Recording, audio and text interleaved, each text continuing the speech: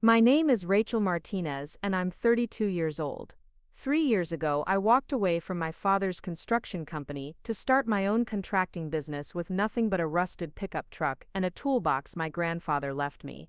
Last Tuesday, I discovered something that shattered everything I thought I knew about family loyalty. But what happened next will blow your mind.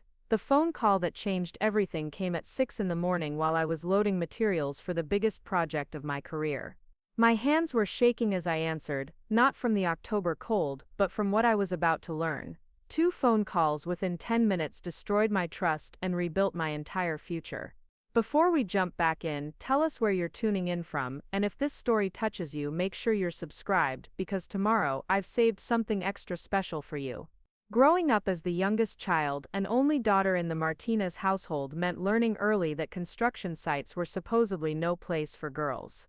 My father, Roberto Martinez, built Martinez Construction from a single crew truck in 1985 into one of the most respected general contracting firms in Central Texas. He was a man who measured success in square footage completed and relationships maintained, and he never let anyone forget that he had earned every client through decades of honest work and reliable service.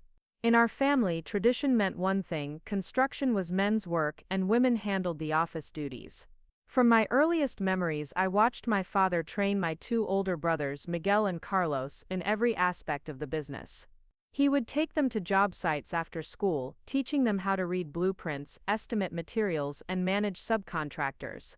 They learned to operate every piece of equipment we owned before they could legally drive.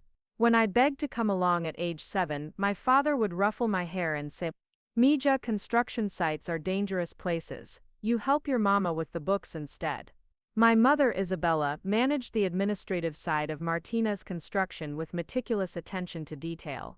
She handled payroll, accounts receivable, and client communications from a small office attached to our house. She was brilliant with numbers and organization, but she had accepted her role as the invisible force behind my father's visible success. Isabella loved me fiercely, but she had internalized the belief that women supported rather than led in the construction world. Whenever I expressed interest in learning about building and renovation, she would gently redirect me toward more traditional feminine pursuits. "Learn to cook, learn to manage a household," she would say. "Those skills will serve you well no matter what path you choose."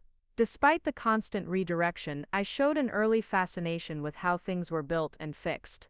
At age 8, I dismantled and successfully reassembled our kitchen faucet when it started leaking, using tools I had quietly borrowed from my father's workshop. Instead of being impressed, my parents were concerned that I was becoming too much of a tomboy. When our neighbor Mrs. Rodriguez praised my ingenuity, my father laughed it off as childhood curiosity that I would outgrow. In 5th grade, I built a scale model of our house for a school science project, complete with working electrical circuits powered by a 9-volt battery. My teacher, Mrs. Patterson, was so impressed that she called home to discuss my obvious aptitude for engineering and construction concepts.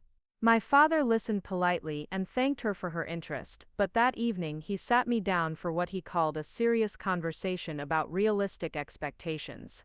"Rachel," he said, his voice gentle but firm, "I know you think building things is fun, but construction is hard physical work. It's not safe for women, and clients don't take female contractors seriously. You're smart, Mia, you could be a teacher or work in an office. Don't limit yourself to manual labor." By middle school, I had taught myself basic plumbing and electrical work by watching YouTube videos and practicing on small projects around our house. When the bathroom sink in the guest room developed a persistent clog, I diagnosed the problem as a blocked P-trap and fixed it myself while my parents were at work. My father discovered my repair that evening and was simultaneously impressed and frustrated. "This is exactly what I'm talking about," he said, examining my work. "You did good work here, but imagine if you had been under that sink when something went wrong. What if a pipe burst? What if you got hurt?" His concerns were rooted in genuine care, but they felt like barriers to me. High school brought new challenges as I tried to balance my growing passion for construction with my family's expectations. I enrolled in every shop class available, from woodworking to automotive repair. My grades in these practical courses were consistently excellent, while my performance in traditional academic subjects was merely average. This disparity worried my parents, who saw my focus on technical skills as a distraction from more important studies. My shop teacher, Mr. Williams, recognized something special in my approach to problem solving and craftsmanship. He was a former contractor who had moved into education after a back injury ended his career in the field. Unlike my family, he saw my gender as irrelevant to my potential in construction trades. Martinez, he told me after I completed a particularly complex woodworking project, you have instincts that can't be taught. Have you considered pursuing this professionally?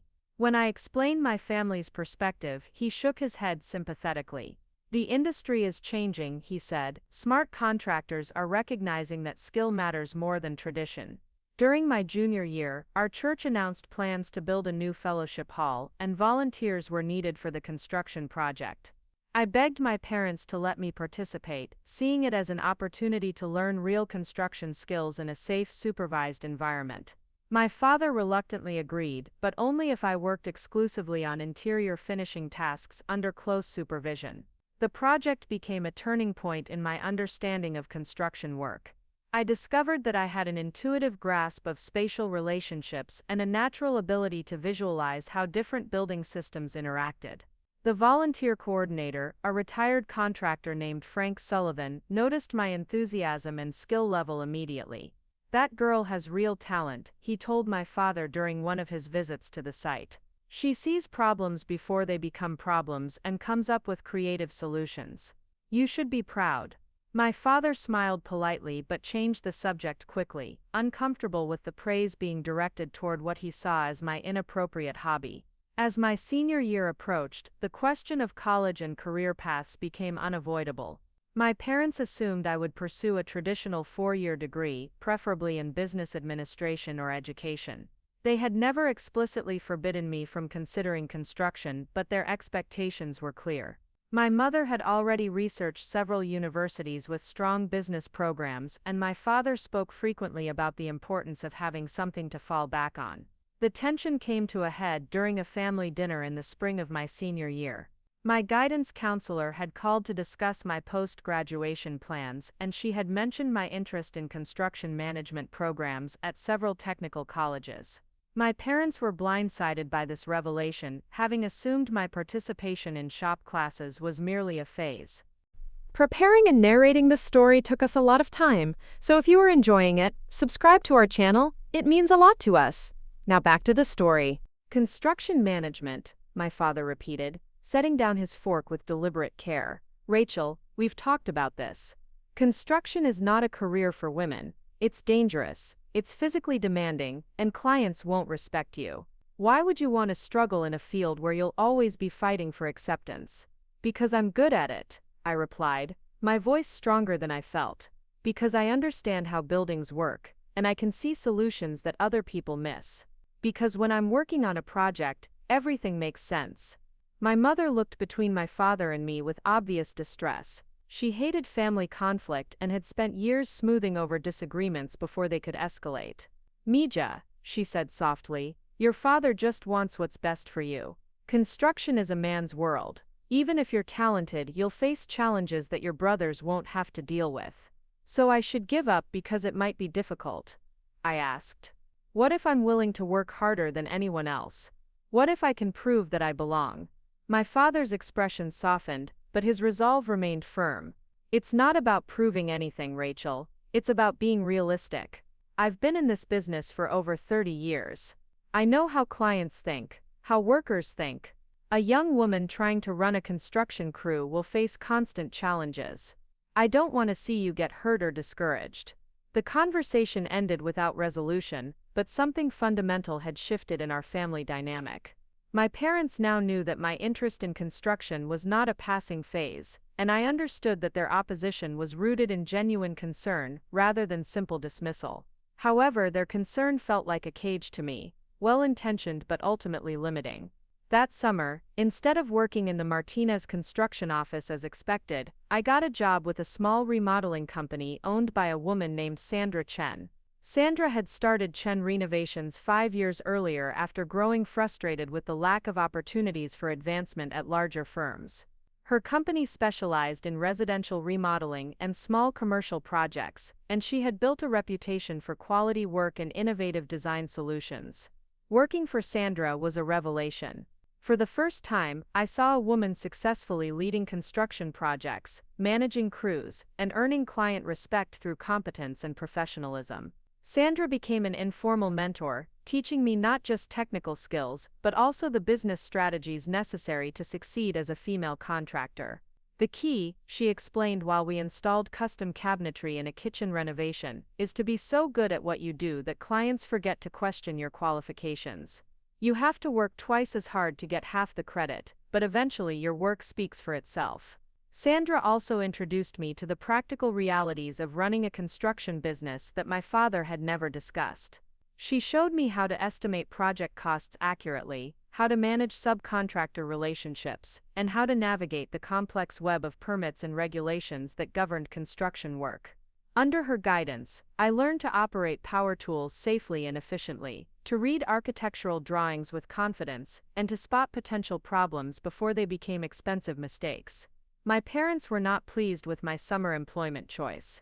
They had expected me to work in their office, learning the administrative side of the business while earning money for college. Instead, I was coming home dirty and exhausted, my hands used from manual labor, speaking enthusiastically about projects they considered inappropriate for their daughter. This Sandra woman is filling your head with unrealistic ideas, my father said after I described a particularly challenging installation we had completed. She's the exception, not the rule. Most female contractors struggle to make ends meet because they can't compete with established firms. Or maybe they struggle because people like you assume they can't compete. I replied, immediately regretting the sharpness in my voice. My father's face tightened with hurt and anger, and my mother quickly intervened to prevent the conversation from escalating further. Despite the family tension, I continued working for Sandra throughout the summer, and she continued to invest in my education. She introduced me to other women in the construction industry, from architects to project managers to specialty contractors. Through these connections, I began to understand that while women were certainly underrepresented in construction, we were not as rare as my father believed. One of Sandra's contacts was Maria Rodriguez, a structural engineer who had started her own consulting firm after years of working for larger companies. Maria became another important mentor, teaching me to understand the engineering principles behind construction techniques. She also shared her experiences navigating a male-dominated profession, and the strategies she had developed for earning respect and building client relationships. Your father means well, Maria told me during one of our conversations, but he's looking at the industry through the lens of his own experience. Construction is changing. Clients are more concerned with competence than gender, especially younger clients who grew up with different expectations. As my senior year progressed, the question of my future became increasingly urgent. My parents continued to push for traditional college, while I researched construction management programs and considered my options. The compromise we eventually reached satisfied no one completely but allowed us to move forward without destroying our family relationships. I agreed to enroll in a 4-year business program with a minor in construction management, which would give me the educational credentials my parents wanted while allowing me to pursue my real interests. The plan was for me to work summers at Martinez Construction, learning the family business from the ground up, with the understanding that I would eventually join the company in an administrative role. My father presented this arrangement as a generous opportunity, emphasizing that he was offering me a guaranteed career path in a successful business. You'll have security, he said, and you'll still be involved in construction, just in a more appropriate role for a woman. I accepted the compromise because I needed time to develop my skills and build connections within the industry. Sandra had taught me that success in construction required not just technical competence but also business acumen and professional relationships. A college degree would provide credibility, even if the specific program was not ideal for my goals. The night before I left for university, Sandra pulled me aside for a private conversation. We were finishing cleanup on a bathroom renovation that had taken longer than expected, and the client had already gone to bed, trusting us to lock up when we finished. Rachel, she said, coiling extension cords with practiced efficiency, I want you to promise me something. Don't let anyone convince you that your dreams are unrealistic. The construction industry needs people with your combination of technical skill and business sense. Your gender is only a limitation if you accept it as one. What if my family is right? I asked, voicing the doubts that had been growing stronger as departure day approached. What if I'm setting myself up for failure by trying to enter a field where I'll never be fully accepted? Sandra stopped working and looked at me directly. I started my company with less experience than you already have, and I've built something I'm proud of. It wasn't easy, and there were times when I questioned my decision, but I've never regretted choosing this path. You have even more potential than I did at your age. She resumed coiling the cord, but continued talking. The real question isn't whether you can succeed in construction. The real question is whether you can live with yourself if you don't try. That regret will eat at you for the rest of your life. College was a strange compromise between my parents' expectations and my own interests. I studied business administration with genuine effort, recognizing that entrepreneurship and financial management would be crucial skills regardless of my eventual career path. My construction management courses, however, were where I truly excelled, and my professors quickly recognized my practical experience and natural aptitude. Professor James Mitchell, who taught construction project management, became an important advocate during my college years. He had worked as a general contractor for 15 years before entering academia, and he understood the practical challenges of the industry better than most academic instructors. Martinez, he said after I aced a particularly difficult exam on scheduling and resource management, have you considered pursuing this field professionally? You have a better grasp of these concepts than most of my students, and that's saying something. When I explained my family situation and the compromise that had brought me to college, Professor Mitchell nodded sympathetically. Family businesses can be complicated, he said. Sometimes the people who love us most are the ones who limit us most effectively, usually with the best of intentions. During my sophomore year, Professor Mitchell invited me to participate in a student competition sponsored by the Associated General Contractors, where teams had to develop comprehensive project proposals for a simulated commercial construction project. Our team won the regional competition, and I was selected as the outstanding individual contributor, an honor that came with a scholarship and an internship opportunity. The internship was with Harrison and Associates, a mid-sized general contracting firm that specialized in commercial and institutional projects. Working there during the summer between my sophomore and junior years was another eye-opening experience that showed me what was possible in the construction industry. My supervisor was David Harrison, the founder's son, who had joined the company after completing his own construction management degree. David was only 5 years older than me, but he had been groomed for leadership since childhood and possessed a confidence that I envied. He also had something I lacked: unquestioned family support for his career choice. You're good at this, David told me after I successfully managed a complex coordination issue between the electrical and HVAC subcontractors on a school renovation project. Have you thought about making this a permanent career? When I explained my family's expectations and my own uncertainty about the future, David looked puzzled. Why wouldn't your family want you to pursue something you're obviously talented at? He asked. Construction is a great industry for entrepreneurs. There's always demand for quality work. His perspective highlighted the privilege of having family support for unconventional career choices. David had never had to justify his interests or prove his worthiness to enter the family business. His path had been cleared from childhood, while mine was still under construction. The internship also exposed me to the financial realities of construction contracting. I learned how thin profit margins could be, how important cash flow management was, and how easily a project could turn from profitable to disastrous due to unforeseen complications or client changes. These lessons were sobering but also motivating, as they showed me that success in construction required more than just technical skills. During my junior year, I began to develop a clearer vision of my future. I wanted to start my own general contracting firm, specializing in residential and small commercial projects.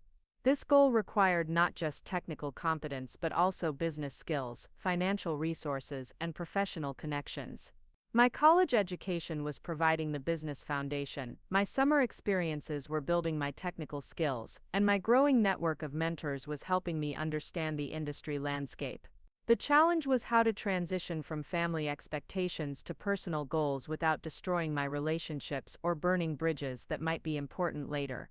My parents had invested significantly in my education and deserved honesty about my intentions, but I also knew that premature disclosure of my plans would likely result in conflict and ultimatums.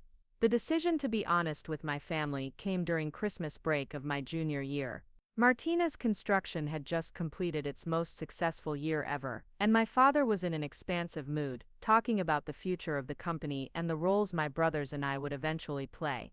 Miguel had already joined the company full-time after completing his construction management degree, and Carlos was planning to do the same after his graduation the following year. And Rachel, my father said during a family dinner, raising his glass in a toast, "You'll bring the business education we need to take Martinez Construction to the next level. With your degree and our experience, we'll be unstoppable."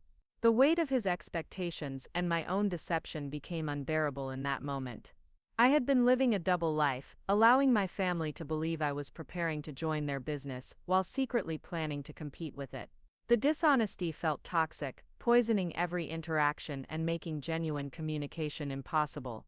"Dad," I said, my voice shaking slightly, "I need to tell you something about my plans after graduation." The conversation that followed was one of the most difficult of my life. I explained my intention to start my own contracting firm, my growing confidence in my technical abilities, and my belief that I could succeed as an independent entrepreneur.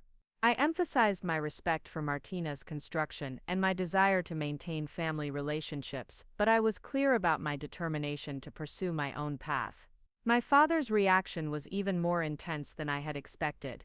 He felt betrayed by my secrecy, insulted by my apparent rejection of his offer, and genuinely worried about my prospects for success. The conversation escalated quickly, with accusations and hurt feelings on both sides. "After everything I've done for you," he said, his voice heavy with disappointment, "this is how you repay me. By competing against your own family, by throwing away a guaranteed career to chase some fantasy about being a female contractor." "It's not a fantasy," I replied, my own emotions running high. "I've proven that I can do this work. I've won competitions, earned scholarships, and gained real experience. Why can't you believe in me the way you believe in Miguel and Carlos?" My mother tried to mediate, but the positions had become too entrenched for easy compromise. The dinner ended with my father stating flatly that if I insisted on pursuing this foolish plan, I would receive no support from Martinez Construction. No financial backing, no client referrals, no family connections that might help me get started. "Family helps family," he said, his voice cold with finality, "but if you want to be our competitor instead of our partner, then you're on your own." The ultimatum was devastating but also clarifying. I now understood exactly where I stood, and what I would be facing if I chose to move forward with my plans. The next 18 months would test every aspect of my character and determination as I worked to build the foundation for my independent future while maintaining my academic responsibilities and trying to repair my family relationships. Spring semester of my junior year was a lonely time. My parents were polite but distant during our weekly phone calls, and my brothers seemed uncertain about how to navigate the family conflict. Miguel, who had always been closest to our father, clearly sided with the family position, while Carlos maintained a more neutral stance that satisfied no one. The isolation pushed me to rely more heavily on my mentors and the professional connections I had developed. Sandra Chen remained a constant source of encouragement and practical advice, and Professor Mitchell helped me understand the business planning process I would need to complete before starting my own company. Maria Rodriguez introduced me to other women who had successfully started their own construction firms, providing both inspiration and realistic guidance about the challenges ahead. During spring break, instead of returning home to what I knew would be an uncomfortable situation, I spent the week visiting successful female contractors in different markets. These conversations were invaluable, showing me various business models and approaches to client development. I learned about the importance of specialization, the challenges of crew management, and the financial strategies necessary for sustainable growth. One of the most important conversations was with Jennifer Walsh, who had started Walsh Renovation 5 years earlier in Austin. Jennifer had faced many of the same family pressures I was experiencing, and her parents had also predicted failure when she chose to leave the family accounting firm to pursue construction. The first year was hell, she admitted over coffee near her latest project site. No money, no clients, working 16-hour days, and my family telling me I told you so every time I faced a setback. But I was absolutely determined to prove them wrong, and that determination carried me through the worst times. Jennifer's company now employed 12 people and had a waiting list of clients, but she emphasized that success had required sacrifices and risks that not everyone was prepared to make. You need to be completely honest with yourself about what you're willing to give up, she said. Family approval, financial security, social life, comfortable working hours. If you're not prepared to sacrifice those things, at least temporarily, then you should reconsider your plans. Her honesty was sobering but also motivating. I realized that my conflict with my family, painful as it was, might actually be preparing me for the mental toughness I would need to succeed as an independent contractor. If I could survive their disapproval and build a business anyway, I would be strong enough to handle any challenge the market could present. Senior year brought new pressures as graduation approached and my post-college plans became increasingly urgent. I had managed to save some money from my summer internships, but nowhere near enough to fund a business startup. Traditional small business loans were difficult for new graduates to obtain, especially in construction, where lenders viewed the combination of my age, gender, and lack of established credit history as significant risk factors. The solution came from an unexpected source. Professor Mitchell had mentioned my situation to a friend who worked in community development, and that connection led me to a program that provided microloans and business support services to women and minority entrepreneurs. The program offered not just financial assistance but also mentoring, networking opportunities, and business development resources.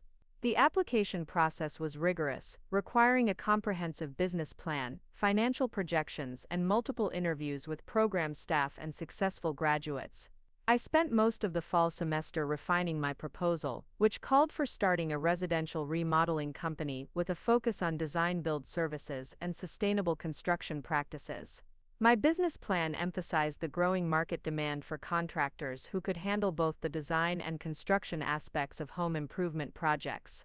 I had identified a gap in the local market for high-quality, customer-focused remodeling services, and I believed my combination of technical skills and business education positioned me to fill that niche effectively. The program accepted my application in February of my senior year, approving a loan package that would provide enough startup capital for basic equipment, insurance, licensing, and operating expenses for the first 6 months. The approval came with conditions including regular mentoring sessions, financial reporting requirements, and participation in the program's professional development workshops. Graduation approached with a mixture of excitement and anxiety. I was proud of my academic achievements and confident in my business plan, but I was also aware that I was about to embark on a path that had destroyed my relationship with my father and created ongoing tension within my family. The support of my mentors and the resources provided by the loan program gave me confidence, but I could not escape the sadness of knowing that my biggest achievement would be celebrated without my family's blessing. My parents attended graduation maintaining the appearance of family unity, but the underlying tension was obvious to anyone who knew our situation. The ceremony itself was anticlimactic, just another step in a process that had been years in the making. The real celebration would come later, when I could point to a successful business and prove that my faith in myself had been justified. 3 days after graduation, I signed the lease on a small warehouse space that would serve as my workshop and office. The building was nothing special, just a basic metal structure in an industrial area, but it represented the beginning of something entirely my own. Standing in that empty space, surrounded by the smell of concrete and the echo of my footsteps, I felt a combination of terror and exhilaration that I had never experienced before. The next morning, I called my parents to inform them that Martinez Contracting would officially begin operations the following Monday. The name was a deliberate choice, honoring my family heritage while establishing my independence.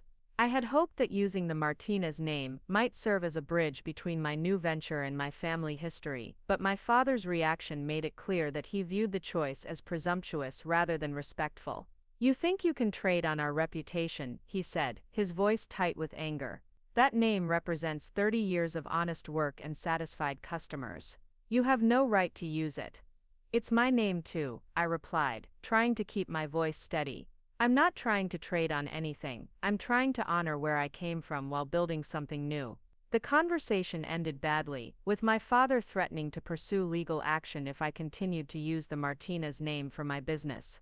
The threat was probably empty, since surnames cannot typically be trademarked for general use, but it added another layer of stress to an already overwhelming situation. That weekend, I made the decision to change my business name to something completely original. After considering dozens of options, I settled on Summit Construction, a name that reflected my goal of reaching new heights, while suggesting the solid foundation necessary for any successful building project.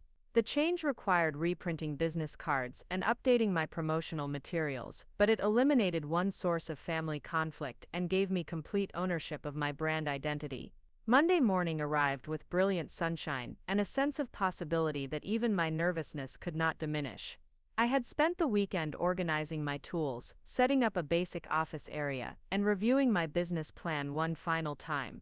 My first official day as an independent contractor would be spent on administrative tasks and initial marketing efforts, but it represented the beginning of everything I had been working toward for years. As I unlocked the door to my warehouse space and stepped inside, I thought about all the people who had supported me along the way and all the challenges that still lay ahead. I was 22 years old, armed with education, determination, and a small loan, ready to prove that family tradition was less important than personal vision, and that success came to those who were willing to work for it regardless of what others believed was possible. My first client came through Mrs. Patterson, my former fifth-grade teacher, who had praised my science project all those years ago. She needed her kitchen updated and remembered my early demonstrations of problem-solving ability. The project was small, just cabinet refacing and new countertops, but it represented validation that someone believed in my capabilities enough to trust me with their home. Mrs. Patterson's kitchen renovation became my learning laboratory for client management, project scheduling, and the hundreds of small decisions that determine whether a project succeeds or fails. I worked evenings and weekends, taking meticulous photos of each step and maintaining detailed cost records that would help me price future projects more accurately. When I finished 2 days ahead of schedule and $50 under budget, Mrs. Patterson was delighted enough to recommend me to 3 of her neighbors. Those early referrals sustained me through the first few months while I developed my marketing strategy and built relationships with suppliers. I learned to navigate the complex web of permits and inspections required for even simple projects, often spending entire days at city offices, waiting to speak with overworked officials who seemed surprised to encounter a young woman requesting building permits.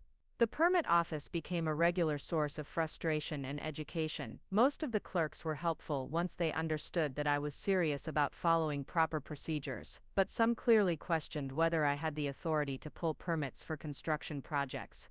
I developed a standard response that was polite but firm, explaining that I was a licensed contractor operating my own business and providing whatever documentation they requested without defensiveness or argument. Building relationships with suppliers proved equally challenging initially. Many of the wholesale suppliers I approached treated me with skepticism, assuming I was picking up materials for someone else rather than managing my own projects. The assumption became so common that I started carrying business cards and project documentation to every supplier meeting, ready to establish my credibility immediately. The breakthrough came when I met Tony Ramirez, the manager of a family-owned lumber and hardware supplier that had been serving contractors for over 40 years. Tony had watched the construction industry evolve throughout his career and was more interested in my payment history and project quality than my gender or age. He became my primary supplier and an informal advisor, sharing insights about material costs, delivery logistics, and industry trends that helped me operate more efficiently. Working with Tony's company also connected me to a network of other small contractors who shared information about subcontractors, project opportunities, and industry challenges. This informal network became invaluable as I learned which electricians were reliable, which plumbers charged fair prices, and which suppliers offered the best combination of quality and service. My third project was a bathroom renovation for a young couple who had recently purchased their first home. The existing bathroom was cramped and outdated, with serious moisture damage behind the shower tiles that required extensive repair work. The project taught me important lessons about accurate estimation and the necessity of building contingency time and costs into every proposal. When I discovered the water damage, I faced my first major test of client communication and project management. I could have completed the work as originally proposed, covering the damaged areas with new tiles and hoping the problems would not resurface immediately. Instead, I called the clients and explained the situation, providing photographs of the damage and a detailed explanation of the repair options. The conversation was difficult because the additional work would increase both the cost and timeline significantly. However, I knew that cutting corners would ultimately damage my reputation and potentially create serious problems for the homeowners. After discussing the options thoroughly, the clients agreed to the additional work, and I learned the importance of thorough initial inspections and honest communication about unexpected discoveries. The bathroom project also introduced me to Sarah Kim, a tile installer who became both a trusted subcontractor and a valuable friend. Sarah had started her own specialty business after working for larger contractors who often treated her as temporary help rather than a skilled craftsperson. We discovered that we shared similar experiences with gender-based skepticism and family pressure to pursue more traditional careers. Working with Sarah showed me the advantages of building relationships with other women in the trades. We understood each other's challenges and were willing to collaborate in ways that benefited both our businesses. Sarah's attention to detail and artistic eye elevated the quality of my projects, while my organizational skills and client management helped her expand beyond simple installation work to more complex custom projects. By the end of my first year, Summit Construction had completed 12 projects ranging from simple repairs to complete room renovations. I had established relationships with reliable subcontractors, developed efficient systems for estimating and project management, and built a small but growing base of satisfied clients. More importantly, I had proven to myself that I could handle the technical, business, and personal challenges of independent contracting. The financial reality was more sobering. Despite completing every project successfully and maintaining positive cash flow, I was barely earning enough to cover my basic living expenses and business costs. The loan payments, insurance premiums, equipment costs, and irregular income created constant financial pressure that required careful budgeting and occasional sacrifices. I lived in a small apartment with minimal furniture, drove my grandfather's old pickup truck that I maintained myself, and rarely spent money on anything that was not essential for business operations or basic survival. The lifestyle was Spartan but sustainable, and I viewed the financial constraints as temporary challenges rather than permanent limitations. More concerning than the financial pressure was the ongoing silence from my family. My mother called occasionally with updates about my brothers and neutral questions about my health and living situation, but she carefully avoided discussing my business or asking about my success. Miguel and Carlos maintained polite but distant relationships, clearly uncomfortable with the family division but unwilling to openly support either side. My father had completely cut off communication, refusing to take my calls and ignoring the few messages I left asking about his health and the family business. The silence was painful but also liberating, removing the emotional weight of constant disapproval and allowing me to focus entirely on building my own success. During the second year, I made the decision to expand beyond simple renovations into new construction and larger remodeling projects. This transition required additional licensing, more sophisticated insurance coverage, and relationships with a broader range of subcontractors and suppliers. It also required larger financial commitments and the ability to manage multiple projects simultaneously. My first new construction project was a custom garage with an apartment above it for a client who needed additional rental income. The project was more complex than anything I had attempted previously, requiring coordination between multiple trades, careful scheduling to minimize weather delays, and precise attention to building codes and inspection requirements. The garage project tested every aspect of my growing expertise and revealed both strengths and weaknesses in my business systems. I discovered that my project scheduling was too optimistic, failing to account for weather delays and the inevitable coordination challenges when multiple subcontractors worked in the same space. I also learned that my accounting system needed improvement to handle the more complex cash flow requirements of larger projects. Despite these learning experiences, the garage project was completed successfully and generated enough profit to fund equipment purchases that would allow me to take on even larger projects. The client was satisfied enough to refer me to a neighbor who needed a complete home addition, and I began to see how successful projects could generate sustainable business growth. The home addition project was my largest undertaking to date, involving structural modifications, electrical upgrades, and coordination with the local utility company for service improvements. The project required me to work with an architect for the first time, teaching me about the collaborative process of design development and the importance of clear communication between all project stakeholders. Working with architect Michael Torres was initially intimidating because of his extensive education and experience, but I quickly discovered that he valued practical construction knowledge and appreciated my ability to identify potential problems during the design phase. Our collaboration resulted in a better final product and established a professional relationship that would lead to future referrals. The addition project also required me to hire my first full-time employee, a young carpenter named Jake Morrison, who had recently completed a trade school program and was looking for an opportunity to gain practical experience. Jake was eager to learn and willing to work hard, but managing another person's work added a new layer of complexity to my responsibilities.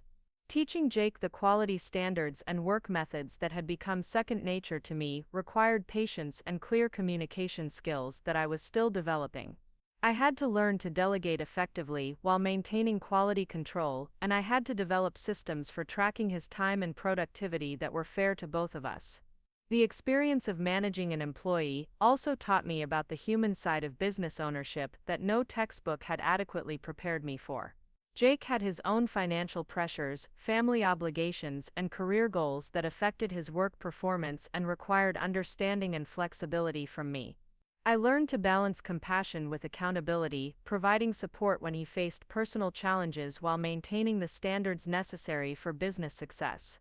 By the middle of my second year, Summit Construction was generating enough revenue to support 2 full-time employees and provide me with a modest but livable income. The business was growing steadily, and I was gaining confidence in my ability to handle increasingly complex projects. However, I was also becoming aware of the limitations of operating as a small independent contractor in a market dominated by larger firms with established relationships and deeper resources. The turning point came when I learned about a major residential development being planned on the outskirts of town. The project would involve building 45 custom homes over 3 years, representing millions of dollars in construction contracts. The developer was accepting proposals from general contractors, and I realized that landing even a small portion of this work could transform Summit Construction from a struggling small business into a significant regional contractor. Preparing a proposal for the development project required me to think differently about my business capabilities and growth potential. I needed to demonstrate not just my technical competence but also my ability to manage large-scale projects, coordinate multiple crews, and maintain quality standards across numerous simultaneous construction sites. The proposal process took 3 weeks of intensive work, requiring detailed cost estimates, scheduling projections, and reference letters from previous clients. I also had to provide financial statements demonstrating my ability to handle the cash flow requirements of larger projects, which meant working with my accountant to present my business finances in the most favorable light possible. When I submitted the proposal, I was competing against 12 other contractors, including 3 large regional firms with decades of experience and established relationships with major developers. I knew that my chances were slim, but I also believed that my attention to detail, competitive pricing, and hunger for the opportunity might differentiate me from more established competitors. The waiting period after submitting the proposal was agonizing. I continued working on my existing projects while trying not to obsess about the potential development contract. I knew that landing the work would require hiring additional employees, purchasing more equipment, and taking on financial risks that could destroy my business if the project went badly. 3 weeks after the submission deadline, I received a call from the developer's project manager asking me to come in for an interview. The meeting was scheduled for the following Friday, giving me a week to prepare for what I knew would be the most important business presentation of my career. I spent the week researching the developer's previous projects, preparing answers to potential questions about my experience and capabilities, and developing a presentation that would demonstrate my understanding of their goals and requirements. I also reached out to my network of mentors and advisors, seeking advice about negotiating strategies and contract terms. The interview was conducted by 3 people: the developer, the project manager, and the architect who had designed the homes. They asked detailed questions about my experience with similar projects, my approach to quality control, and my ability to meet aggressive scheduling requirements. They also expressed concerns about my company's size and my limited experience with large-scale developments. I addressed their concerns honestly, acknowledging my company's current limitations while emphasizing my commitment to quality, my proven ability to complete projects on time and within budget, and my willingness to invest in additional resources if selected for the project. I also presented a detailed plan for scaling up my operations to meet the project requirements, including timelines for hiring additional employees and purchasing necessary equipment. The presentation went well, but I left the meeting uncertain about my chances for success. The developer seemed impressed with my preparation and enthusiasm, but I could sense their hesitation about entrusting such a significant project to a relatively new and small contractor. 2 weeks later, I received the call that changed everything. The developer had selected Summit Construction to build 15 of the 45 homes, with the possibility of additional contracts based on performance. The initial contract was worth over $2 million, more than I had generated in my first 2 years combined. The euphoria of landing the contract was quickly tempered by the reality of what I had committed to accomplish. I had 60 days to prepare for construction start, which meant hiring and training additional employees, purchasing specialized equipment, and establishing systems for managing multiple simultaneous projects. I also had to secure performance bonds and additional insurance coverage required for the larger contract. The next 2 months were a blur of activity as I worked to transform Summit Construction from a small remodeling contractor into a residential construction company capable of delivering 15 custom homes within 18 months. I hired 6 additional employees, including an experienced project supervisor who could help manage the day-to-day construction activities while I focused on coordination and quality control. I also invested heavily in equipment, purchasing a second truck, additional tools, and construction equipment that would be necessary for foundation work and framing operations. The financial commitment was substantial, requiring me to secure an additional loan that would be repaid from project revenues, but represented a significant risk if anything went wrong. The most challenging aspect of the expansion was developing systems for managing multiple projects simultaneously while maintaining the quality standards that had built my reputation. I had to create scheduling systems that would prevent conflicts between different job sites, purchasing procedures that would ensure materials were delivered when and where they were needed, and quality control processes that would catch problems before they became expensive corrections. Construction began on the first homes in early spring, and I quickly discovered that managing a team of 8 employees across multiple job sites required skills that I was still developing. Communication became critical as I learned to coordinate between different crews, resolve conflicts between subcontractors, and maintain quality standards when I could not personally supervise every aspect of the work. The first few months were exhausting and stressful as I worked to establish routines and procedures that would allow the projects to proceed smoothly. I was working 12-hour days, 7 days a week, dividing my time between active construction sites, supplier meetings, and administrative tasks. The pace was unsustainable long-term, but I knew that establishing a successful track record on the development project would create opportunities for future growth. By midsummer, I had developed more efficient systems and hired additional supervisory help that allowed me to work more reasonable hours while maintaining close oversight of all projects. The homes were progressing on schedule, and the developer was expressing satisfaction with both the quality of work and our adherence to the construction timeline. The success of the development project was attracting attention from other potential clients and creating opportunities for additional work. I received inquiries about other residential projects, and several subcontractors who had previously been reluctant to work with a small contractor were now eager to establish relationships with Summit Construction. However, the rapid growth was also creating new challenges that I had not anticipated. Managing a larger workforce required more sophisticated human resources procedures, and the increased revenue meant more complex accounting and tax obligations. I was spending more time on administrative tasks and less time on the construction activities that I enjoyed most. The most significant challenge was maintaining the personal relationships with clients that had been a cornerstone of my early success. With multiple projects running simultaneously, I could not provide the same level of individual attention that had differentiated Summit Construction from larger competitors. I had to learn to delegate client communication while ensuring that our service standards remained consistently high. As fall approached, I realized that I had successfully made the transition from small contractor to regional construction company, but the transformation had required sacrifices that I was still learning to evaluate. The business was profitable and growing, but I was working longer hours and dealing with more stress than I had experienced as a small contractor. I had achieved the financial success that had been my initial goal, but I was beginning to question whether bigger was necessarily better. The success also highlighted the ongoing absence of family support and recognition. My business achievements had exceeded even my own optimistic projections, but I had no one to share the victories with except my employees and professional contacts. The isolation was particularly acute during major milestones, when I found myself celebrating alone, or with people who understood the business implications but not the personal significance of what I had accomplished. In November, I received an unexpected call from my brother Carlos. He had been following news about Summit Construction's involvement in the development project through industry publications and wanted to congratulate me on my success. The conversation was awkward but genuine, representing the first direct acknowledgement from my family that my business was legitimate and successful. Carlos also shared information about challenges facing Martinez Construction, including increased competition from larger firms and difficulty adapting to new technologies and building methods.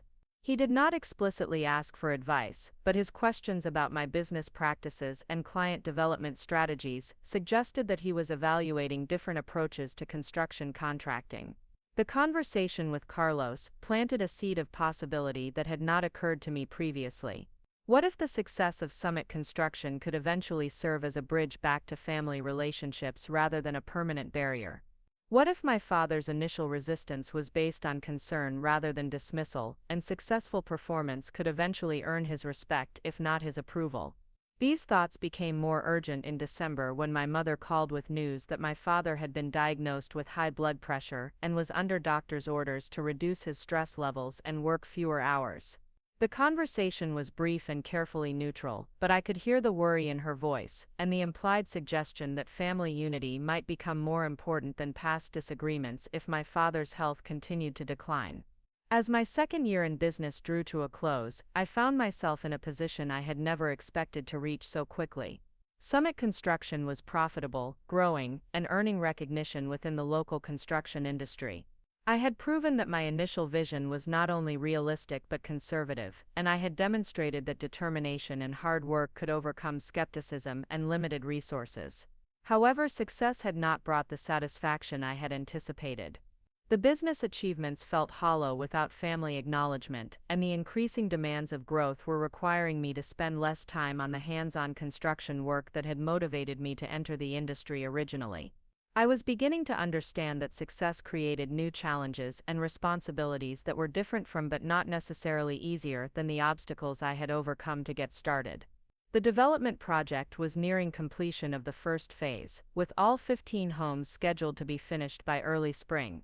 The developer had already approached me about bidding on the second phase, which would involve building an additional 20 homes and establishing Summit Construction as one of the primary contractors for the entire development. The opportunity represented everything I had worked toward: financial security, industry recognition, and proof that a woman could succeed in construction contracting despite initial skepticism and lack of family support. However, I was also aware that accepting the additional work would commit me to several more years of the intensive schedule and management responsibilities that were already testing my limits. As I prepared to enter my third year in business, I faced decisions about growth, family relationships, and personal priorities that would determine not just the future of Summit Construction but also the kind of life I wanted to build for myself. The technical and financial challenges of starting the business had been difficult but straightforward compared to the complex personal and professional choices that success had created. The call that shattered my world came at dawn on a Tuesday morning. I was loading materials for a foundation pour when my phone rang, displaying the number of my biggest client, the Riverside Development Project. "Rachel, we need to talk immediately," said Mark Stevens, the project manager. His voice carried a tension I had never heard before. "Can you come to my office right now?" 20 minutes later, I sat across from Mark's desk as he slid a folder toward me. "These came in yesterday," he said grimly. "We've received several complaints about Summit Construction's work quality and safety practices." I opened the folder with trembling hands. Inside were detailed reports documenting alleged code violations, safety infractions, and quality defects on my job sites. The reports were signed by Roberto Martinez, listed as a licensed building inspector and representative of Martinez Construction. My father had filed official complaints against my company with the city building department, the developer, and the state licensing board. Each report claimed that Summit Construction was cutting corners, using substandard materials, and employing unlicensed workers. The allegations were specific, detailed, and completely fabricated. "These are lies," I whispered, staring at my father's signature on document after document. "Every single claim is false." Mark's expression was sympathetic but firm. "Rachel, I've worked with you for 8 months. I know the quality of your work. But these complaints have created a serious problem. The city has ordered immediate inspections of all your active projects, and our insurance company is demanding a full investigation." The room spun as I processed the implications. False complaints could destroy my reputation, trigger insurance claims, and potentially shut down my business entirely. My own father had weaponized the regulatory system against me, using his industry connections and reputation to sabotage everything I had built. "There's more," Mark continued reluctantly. 3 of your subcontractors received calls yesterday from someone claiming to represent Martinez Construction. They were told that Summit Construction was facing financial difficulties and might not be able to pay for completed work. 2 of them have already pulled their crews off your job sites. My phone buzzed with a text message. "Tony Ramirez from the lumberyard. Rachel got a strange call about Summit's credit. Need to discuss payment terms before next delivery." Then another message from Sarah Kim. "Someone called saying you're in legal trouble. Are you okay?" I realized with growing horror that this was a coordinated attack designed to destroy my business relationships, reputation, and financial stability simultaneously. My father was not just expressing disapproval anymore. He was actively working to eliminate me as competition. "Who else knows about this?" I asked Mark, my voice barely steady. The complaints were filed Monday afternoon. By now everyone in the local construction community has probably heard something. This kind of news travels fast. I drove back to my office in a daze, my phone buzzing constantly with calls and messages. Some were from concerned subcontractors and suppliers seeking clarification. Others were from competitors who had apparently heard rumors about Summit Construction's supposed problems and were offering to help by taking over my projects. At my office, I found Jake Morrison waiting with obvious anxiety. "Rachel, what's going on? I've had 3 different people call this morning asking if Summit is going out of business." I spent the next hour making phone calls, trying to contain the damage and reassure my business partners. Most were willing to listen to my explanations, but the seed of doubt had been planted. In construction, reputation and trust were everything, and both had been systematically attacked. The city building inspector arrived at noon for an emergency inspection of my largest active project. I watched him examine work that I knew was perfect, looking for problems that did not exist, because my father had filed detailed complaints about specific violations.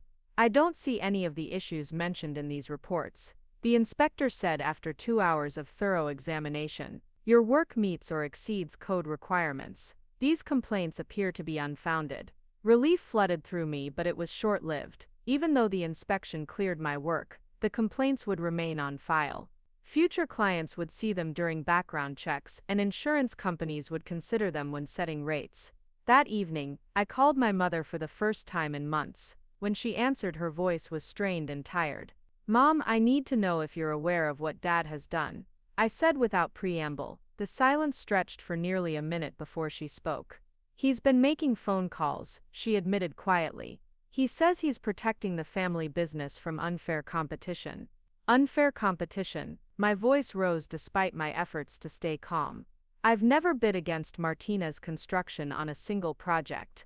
I work in a completely different market segment. He sees things differently, she said. Your success makes him look bad.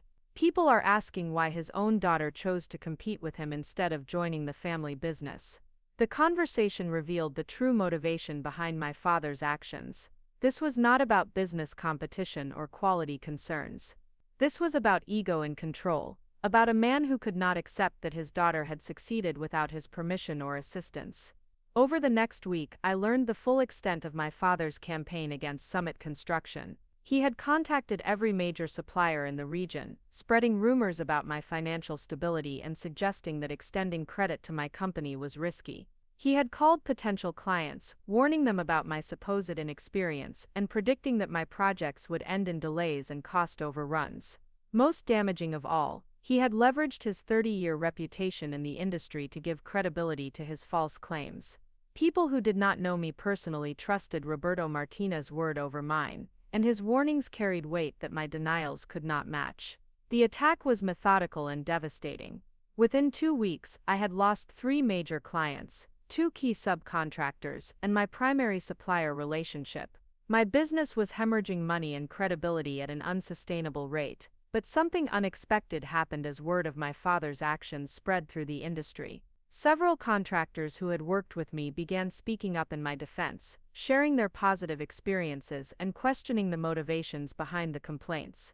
Sandra Chen, my first mentor, called every contractor she knew to vouch for my integrity and work quality. Maria Rodriguez used her connections in the engineering community to spread accurate information about my qualifications and track record. Most surprisingly, David Harrison from my college internship reached out with an offer to partner on future projects, lending his company's established reputation to help rebuild my credibility. What your father is doing is unethical and probably illegal, David told me during a meeting at his office. The construction community may be traditional, but most people respect honest competition. This kind of sabotage reflects poorly on him, not you. The turning point came when Mark Stevens called with unexpected news. Despite the false complaints and rumors, Riverside Development had decided to award Summit Construction the contract for the second phase of their project. We've done our homework, Mark explained. Every inspection has cleared your work. Every client we contacted gave you glowing references, and frankly, we're disgusted by the underhanded tactics being used against you. We want to work with contractors who earn business through quality, not politics. The contract was worth $4 million and would establish Summit Construction as a major regional contractor despite my father's attempts at sabotage. More importantly, it sent a clear message to the industry that merit mattered more than manipulation. When news of the contract award spread, I received a call from Carlos that I had not expected.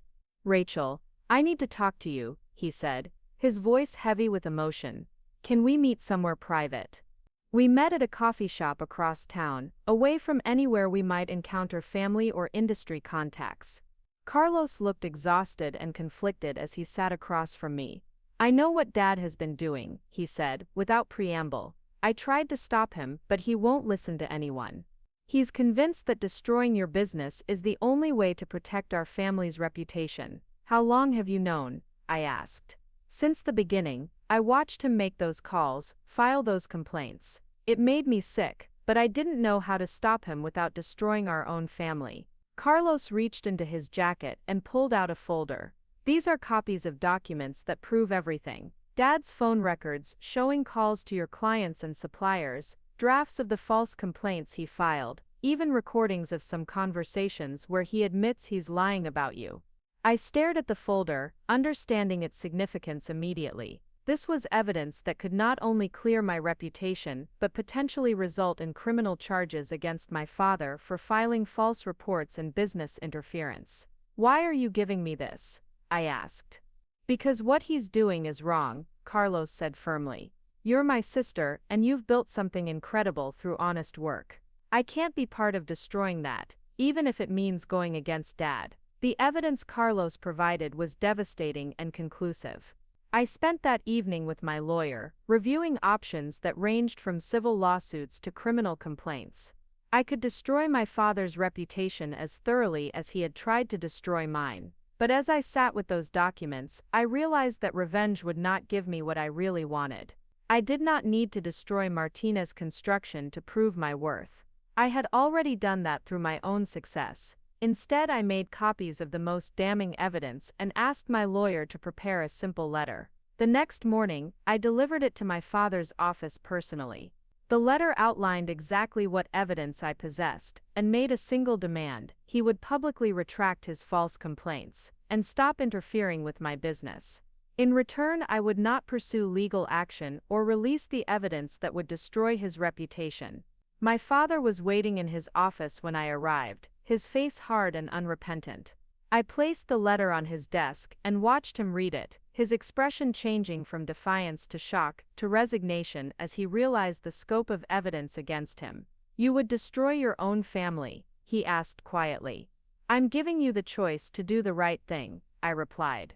"You tried to destroy me because you couldn't control me. Now you have to decide whether your ego is more important than everything you've spent 30 years building." 3 days later, Roberto Martinez issued a public statement retracting his complaints against Summit Construction and acknowledging that they were based on misunderstandings and incomplete information. The statement was minimal and grudging, but it officially cleared my record. He never apologized directly, but actions followed that spoke louder than words.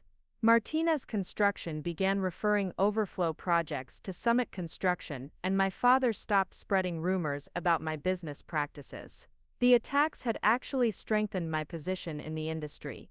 Contractors who had watched the situation unfold respected the way I had handled the challenge, and clients appreciated my professionalism under pressure. Summit Construction's reputation emerged enhanced rather than damaged. 6 months later, I received an unexpected call from my father. Martinez Construction had been awarded a large municipal project that required more capacity than his company could handle alone. He was calling to ask if Summit Construction would consider serving as a subcontractor on the project. "This is business," he said stiffly. "You do good work. We need reliable partners." It was not an apology or an admission that he had been wrong about my capabilities, but it was acknowledgement that I had built something legitimate and valuable, something worthy of his respect if not his understanding. I accepted the subcontract, not because I needed his approval, but because it represented the completion of a long journey. I had started with nothing but determination and skill, survived a coordinated attack designed to destroy everything I had built, and emerged stronger and more successful than ever. Standing in my expanded office, looking at the wall covered with project photos and industry awards, I realized that my father's betrayal had been a gift in disguise. It had forced me to prove not just to him but to myself that my success was genuine and sustainable, built on merit rather than family connections or favorable treatment. The woman who had started Summit Construction 3 years earlier with a borrowed truck and a toolbox had become someone I barely recognized: confident, respected, and completely independent. I had learned that family approval was nice to have, but not necessary for success, and that the only validation that truly mattered was the kind that came from doing excellent work and treating people fairly. My phone buzzed with a text from Mark Stevens about another potential project, followed by a message from Sarah Kim about a collaboration opportunity, then another from David Harrison about a joint venture proposal. My network had grown beyond family or local connections to include partners across the region who valued my expertise and integrity. As I prepared to leave the office for another site visit, I caught my reflection in the window and smiled. The scared young woman who had once desperately sought her father's approval was gone, replaced by someone who had learned the most important lesson of all. Success belonged to those who were willing to work for it, regardless of who believed in them or who tried to stop them. Up next, you've got 2 more standout stories right on your screen. If this one hit the mark, you won't want to pass these up, just click and check them out.